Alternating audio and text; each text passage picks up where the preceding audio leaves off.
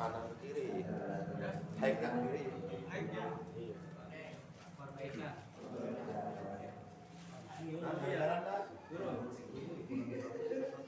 Menyuk kayaknya sekali ya.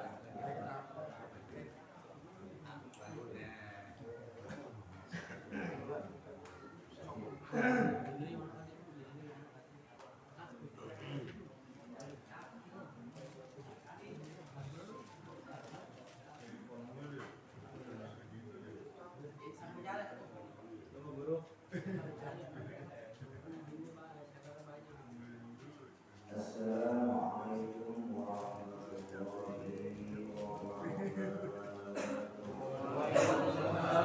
warahmatullahi wabarakatuh.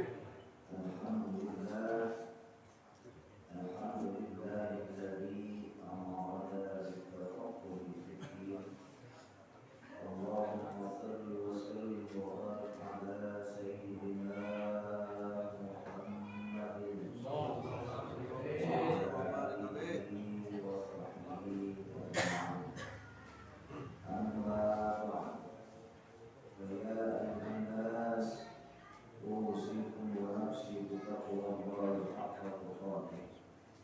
وعليكم بمجالسة العلماء واستماع كلام الحكماء.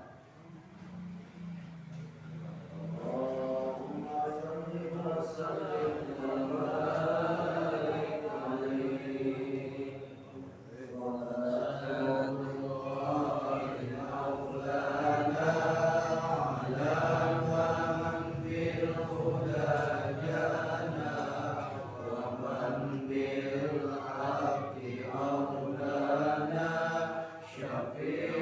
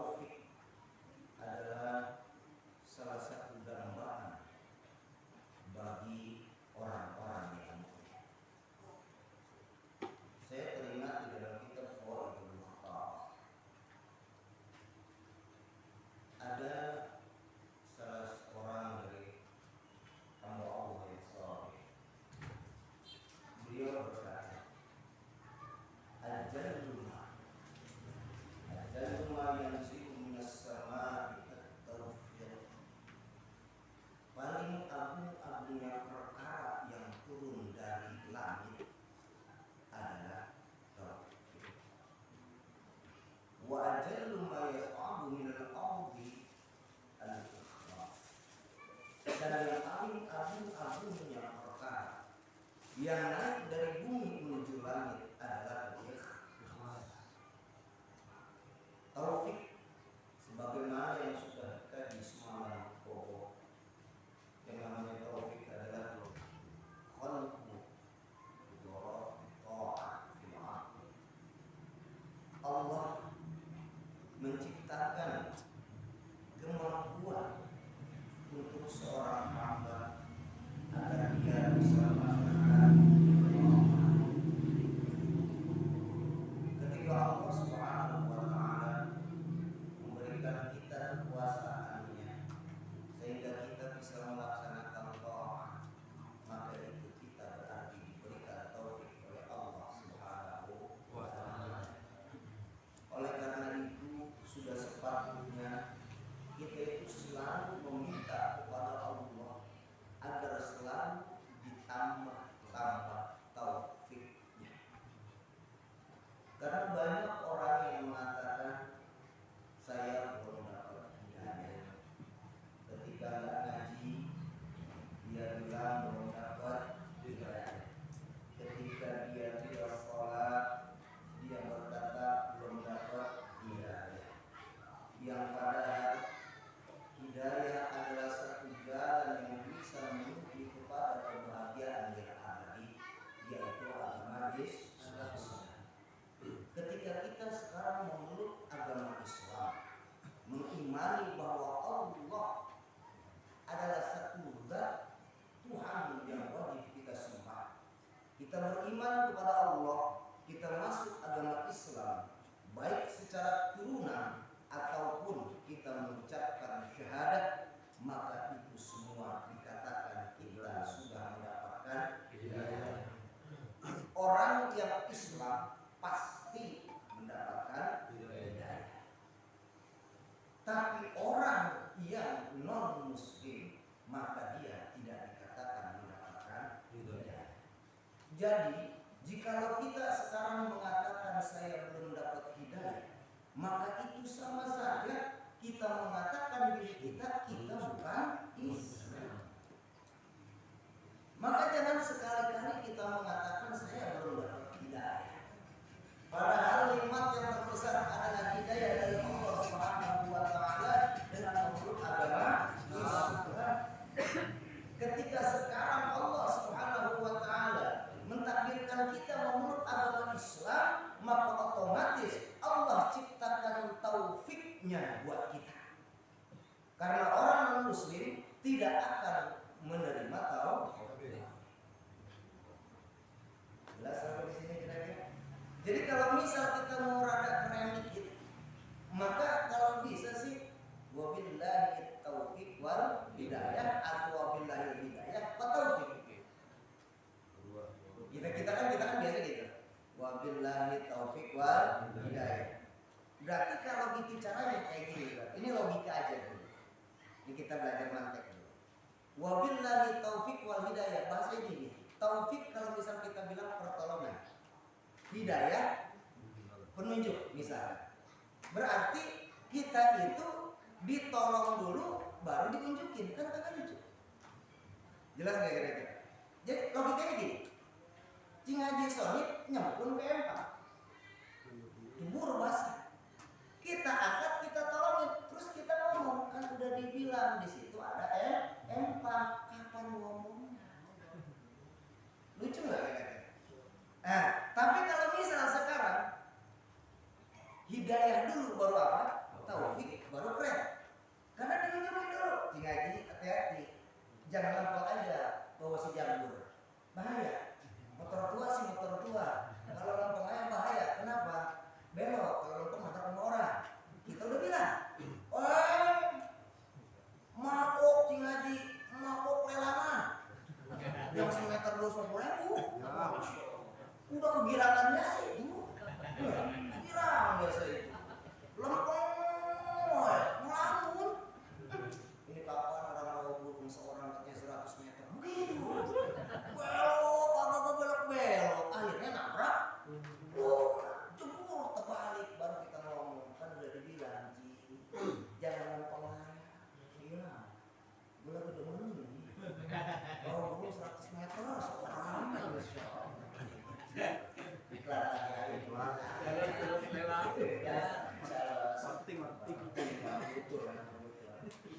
itu harus nah, oleh karena itu hadirin yang dirahmati Allah Subhanahu wa taala, seyogianya ketika sekarang kita sudah mengaku Islam, beriman kepada Allah, kemudian kita diberikan taufik oleh Allah, kita duduk simpul ngaji di sini, berarti kita sudah mendapatkan taufik dari Allah Subhanahu wa taala. Patut kita syukuri. Yang mudah-mudahan kalau kita syukuri, alhamdulillah ya Allah, malam hari ini saya bisa ngaji. Janji ya Allah, Allah nggak bakal ingkar janji. Tapi kalau ingkar ancaman bisa aja. Allah mustahil ingkar janji, tapi Allah nggak mustahil mengingkari ancamannya. Kalau Allah udah janji pasti ditepati. Kalau Allah udah ngancam belum tentu Allah tepati.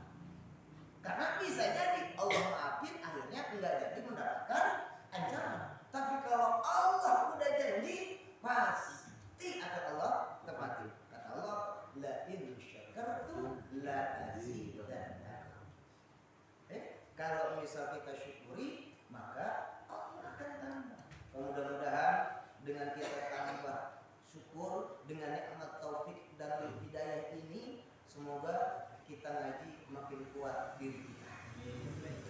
Kenapa? Sebab zaman sekarang itu antara ilmiah dengan amaliyah kadang itu tumpang tindih, dia seiring sejarah.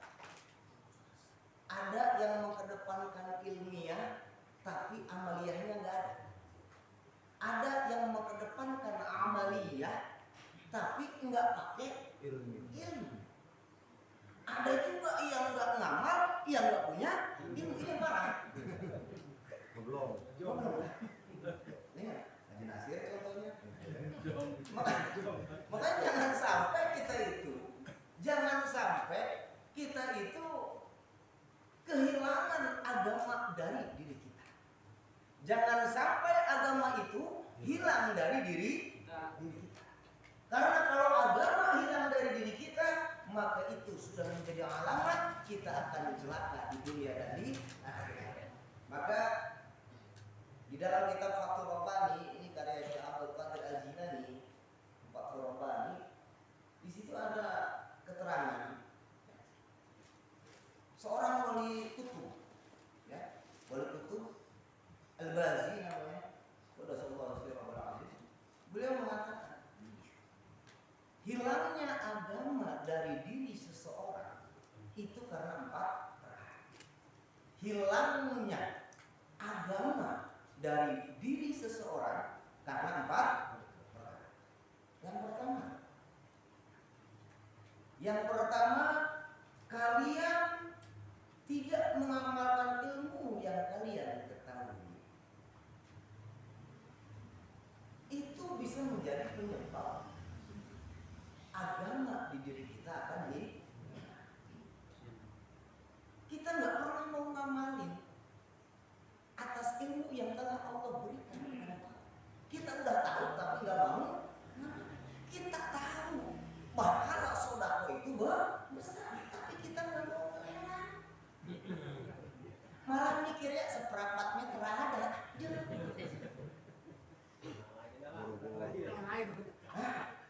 Ya kali kita hitung 2 meter. Biasa saya seperti itu nggak bisa. Itu yang pertama.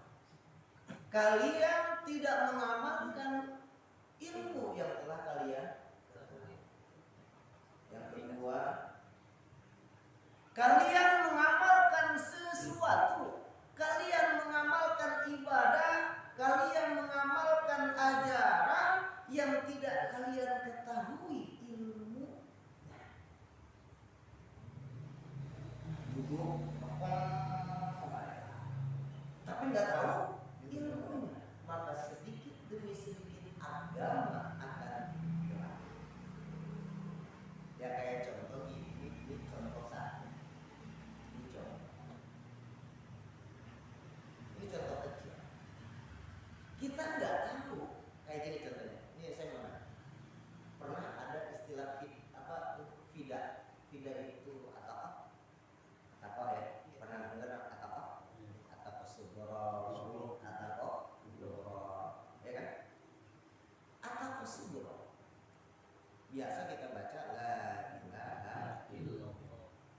Yang jadi pertanyaan, ini ada di mazhab Syafi'i atau enggak?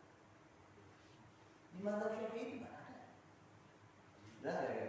Saya ulangi, di mazhab Syafi'i itu enggak ada. Adanya di mana ajaran ini? Di mazhab Maliki. Jelas ya? Tapi enggak jadi masalah. Kalau misalkan kita sekarang tahu apa-apanya, tahu ini ke amalan mazhab Maliki, ya mau, jelas ya? Paham? Mazhab Maliki atau kubro, ini mazhab Maliki. Aslinya 10.000. Kulhu 10. Aslinya di mazhab Maliki. Aslinya datang ke Indonesia jadi 100.000. Bukan potong calo yang ada paling nambah. Aslinya 10.000 datang ke Indonesia 100.000. Itu yang 90.000 tambahan siapa? Nah berarti ulama-ulama kita jelas gak ya kita begitu. Mungkin kalau orang-orang Maliki mereka bingung sendiri. Loh, kok orang Indonesia atau kok kubulnya 100.000? Tadi di mazhab kami aja cuma 10.000. Keren gak Indonesia? Pengennya tuh nambah, demen ya sedikit-sedikit. Apa 1 meter? 10 meter. Apa 10 meter? 100 meter. Coba. Indonesia. Mau sedikit. Apa itu semeter? Apa itu cicil-cicil? Makanya Indonesia itu nggak ada orang yang sedikit. Saya mau nanya, motor kontan 14 juta, ringgit 21 juta, ngambil yang mana? Yang banyak. Indonesia. Keren gak?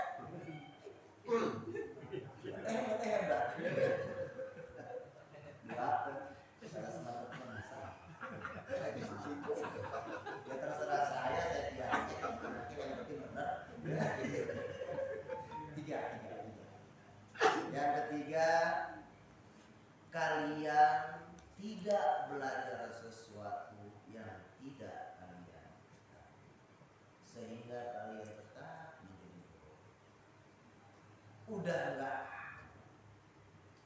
kita enggak mau nyari, maka kita akan tetap menjadi orang. Ini bahaya orang bodoh. Bodoh itu mahal harganya. Paham ini? Jangan bangga dengan kebodohan. Kita malah bangga. Saya orang awam, kok bangga? Bodoh itu mahal harganya. Nggak percaya? Yuk kita buktikan. Kita mau bikin surat menyurat aja. Karena kita bodoh. Berapa duit? 2 juta. Iya aja kan? Mahal nggak bodoh? Mahal. Tapi kalau misal tahu, mahal. Udah cepet. Kadang-kadang 70.000. Kadang-kadang diutang. Karena pinter. Jadi bodoh itu mahal. Jelas ya? 250.000 itu murah, tapi karena bodoh jadi mahal. Lagi. Ye, 250.000 dikit banyak. Dikit. Tapi karena kita bodoh nggak bisa ngitungnya, kita nganggapnya itu banyak. Padahal dikit. 10 meter. Segala. Itu coba. Makanya saking bodohnya. Kadang gini, ini saya nggak tahu di hikam ada gini, di hikam ada. Rubbama kunta musi'an fa'arakal ihsan minka suhbatuka ila man huwa aswa'u halan minka. Terkadang kamu tuh berbuat keburukan. Terkadang kamu itu berbuat keburukan. Tapi terlihatnya menurut kamu itu baik. Padahal itu semua dikarenakan kamu berteman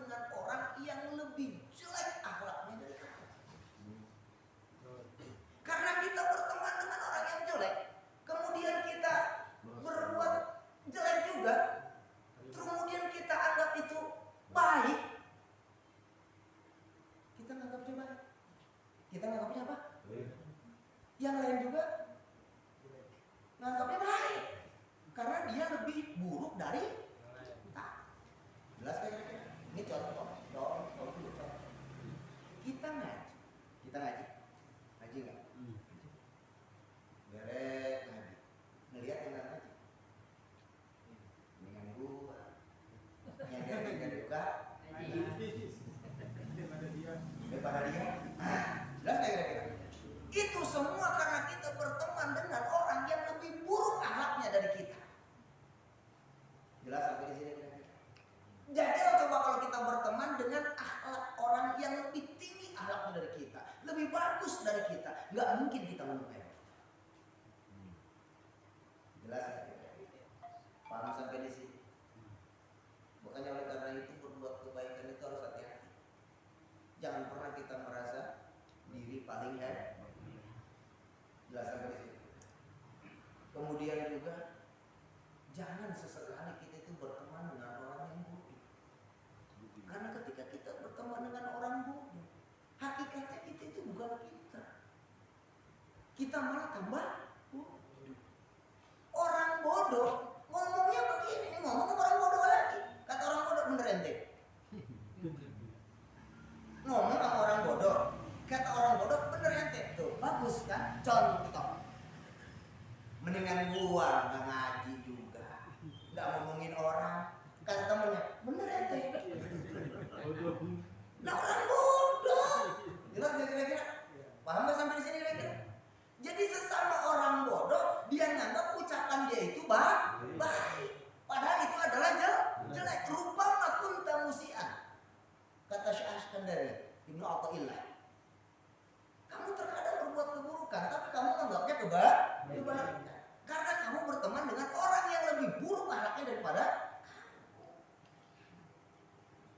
dengan gua puasa juga. Gua merokok di rumah di kamar, nggak keluar, bener nggak? Iya, jangan. Antum nggak puas emang nggak puas.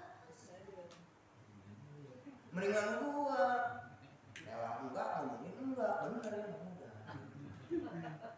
Ya kan lu, ngajak-ngajak orang enggak nggak, kan capek bibir kiai, sales marketing. Makanya kalau orang bodoh itu bahaya. Orang bodoh itu bahaya. Kita beramal nggak pakai ilmu, beribadah nggak pakai ilmu, agama akan bilang. Ini ada riwayat masih di kitab Fawaidul Mukhtarah. Saya masih ingat lagi.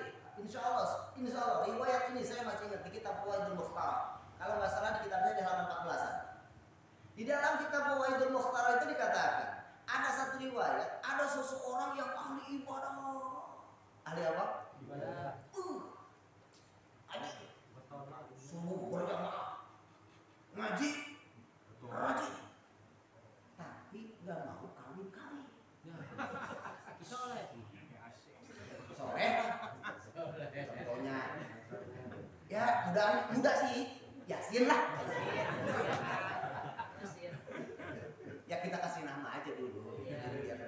Nah Yasin ini rajin ibadah. Apa sih ibadah yang pernah dia lakuin? Orang-orang subuh 2 dia 6. Kodok. Tapi dia nggak niat kodok, namanya orang nggak tahu ilmu. Yang penting sholat. Ibadah rajin aja tapi nggak mau kawin. Suatu ketika di dalam kitabnya nih dia ngebeli khimar. Khimar itu keledai. Di kita nggak ada keledai, udah aja mbak dibeli. Si Rosa misalnya. Abi udah Rosa Yasin beli. Oke, dibawa pulang. Tapi itu kambing nggak dikeluar-keluarin. Keledai itu nggak dikeluar-keluarin, malah ditaruh di kamar. Didadarin. Sama si Yasin. Akhirnya sudah lama berjalan terus ditanya sama seseorang, kita kasih nama Haji Nasir. Kata Haji Nasir, Sir, Ji, itu beli si Rosa buat apa? Ji, buat saya tidurin. Ji, boleh tidurin? Iya, sebab kalau saya berzina kan haram. Kalau saya berzina dengan manusia, dengan dosanya itu luar biasa. Kan kalau memang enggak.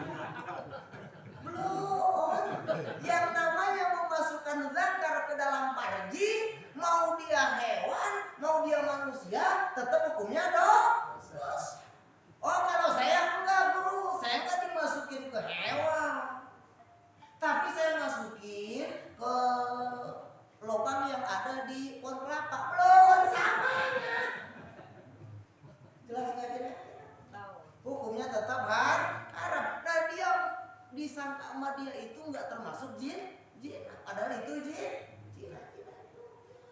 Jelas sampai di sini kira-kira itulah beribadah tanpa adanya ilmu bahaya. Tapi di sini, makanya ada judi di Indonesia di Kobong itu kambing rajin basah anak itu. Bilang santri saya gitu. Yang keempat, sesuatu agama itu bisa hilang di diri kalian. Salah satu penyebabnya adalah kalian mencegah orang lain belajar sesuatu yang tidak diketahui oleh mereka. Kita malah ngelarang-larang orang lain buat balik ngaji malam Sabtu. Alhamdulillah, jangan ajar jalwani, jangan ini sesat sesat. Nah, mana begitu? Ngaji mah di mana aja sama aja. Yang penting jangan diajak jol. Emang kenapa? Ngomonginnya lelang dulu. Ya gara-gara cuma diomongin semeter besok kagak ngaji gitu. Contoh, paling nambah malu nih ngomongin mah. Kira-kira. Jadi menghalangi seseorang untuk mencari ilmu yang dia belum ketahui, maka itu bisa menjadi penyebab agama di diri kita akan menjadi hilang. Jadi mudah-mudahan kita semuanya selalu diberikan kekuatan yang besar beribadah selalu menggunakan ya kalau misal kita juga ahli ilmu kayak saya misal makin alim makin kopi gitu kan makin ngerti kan kalau misal bisa baca kitab banyak pendapat makanya kayak gini aja contoh kalau misal kambing Jawa kan kalau dikorbanin itu minimal umurnya 2 tahun beda dengan kambing dong kalau domba masih setahun dulu makanya Semarang baru kemarin itu juga udah minta izin ke Haji Nasir sebab kenapa banyak amplop ngeri takut hilang. Nah akhirnya saya nyari apakah boleh kambing Jawa belum umur 1 tahun atau 1 tahun lebih lah belum 2 tahun boleh nggak sih dikorbanin? Secara pendapat masyhur yang kuat nggak boleh, nggak cukup. Tapi menurut Qil, tahu Qil? Qil itu pendapat sebagian ulama yang nggak disebut namanya juga. Jadi pendapatnya lemah. Jelas? Sebagian kecil. Makanya yang kecil-kecil itu pasti Qil. Dalam kitab itu pasti apa? Qil. Menurut sebagian ulama di dalam Qil itu cukup boleh. Jelas nggak kira-kira? Tapi itu nggak boleh dipakai. Jelas nggak sampai di sini kira? Nah yang boleh pakai Qil itu siapa? Ya saya, bukan anda. Ngerti nggak kira-kira? Tapi ketika saya pakai pun harus dalam keadaan mendesak. Jelas sampai di sini kira-kira? Yang kedua, seorang alim ketika makin tambah ilmunya, dia nggak bakal gampang nyari orang. Belum 2 tahun juga udah dipotong. Kenapa? Masih ada Qil yang memperbolehkan. Jadi pendapat ulama sebagian kecil namanya apa? Qil. Kalau batu ukuran kecil namanya Qil. Kalau buah masih kecil namanya Qil. Kalau yang nyelip dan nyempil namanya Qil.